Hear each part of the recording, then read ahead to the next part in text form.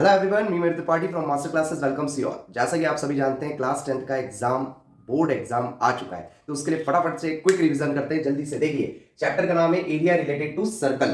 ठीक, इसमें हमें क्या करना है? सबसे पहले डायमीटर। डायमीटर क्या होता है सर्कल का? सर्कल का डायमीटर होता है ट्वाइस ऑफ रेडियस। ये देखिए, ये एक सर्कल है, ये इसका टोटल होता है डाया, और यहां से सेंटर से यानी कि ओ से, मान लेते हैं ये ए पॉइंट है, ये बी पॉइंट है, ओ से लेके बी तक की डिस्टेंस या ओ से लेके ए तक की डिस्टेंस कहलाती है रेडियस, और टोटल डिस्टेंस ए बी कहलाती है डायमीटर।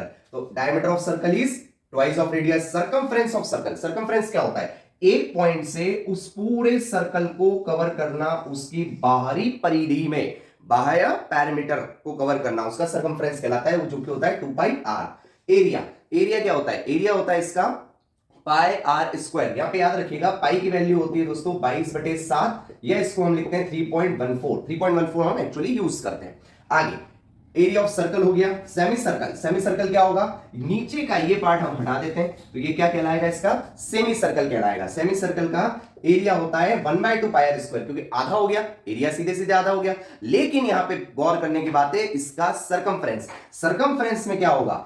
पाई आर तो होगा, क्योंकि 2 पाई आर है तो आधा हो गया पाई आर, लेकिन इसमें 2 आर और जुड़ेगा। 2 आर क्यों जुड़ेगा सर? क्योंकि ये जो लाइन एक सीधी जा रही है, यहां पे भी मैंने आपको बताया ये ओ पॉइंट है, तो ये है आर और ये भी है आर, तो इसको भी टोटल करना पड़ेगा। तो आर और आर कितना हो गया? 2 आर। इसमें से आर कॉमन ले सकते हैं, अंदर बन सकता है pi plus 2। Next, distance covered by wheel. कोई भी एक पहिया है, उसके द्वारा कितनी दूरी तय की गई, वो कहलाता है उसका सर्कमफ्रेंस, यानी कि total distance covered.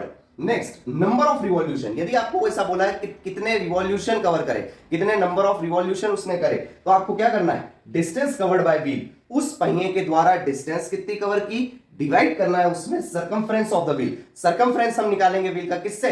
2 pi are से, और डिस्टेंस वो दे रखेगा, हो सकता है तो हमें नंबर ऑफ रिवॉल्यूशन निकल जाएंगे, या फिर नंबर ऑफ रिवॉल्यूशन दे रखे, सर्कमफ्रेंस दे रखा है तो डिस्टेंस कवर निकल जाएगा, जब इसका हम इधर क्रॉस मल्टीप्लाई कर देंगे। आगे चलते हैं, area of sector of circle. जब area of sector of circle बोला उसने, मतलब कि एंगल की बात करिए। कहां से एंगल? सेंटर एंगल की बात करिए, तो θ/360 degree into pi r square. θ/360 into pi r square. यहां पे गौर करने वाली बात है कि यदि एंगल गिवन है तो हमें सेक्टर का फॉर्मूला लगाना है, या आप एक छोटी सी टिप ध्यान रखिएगा।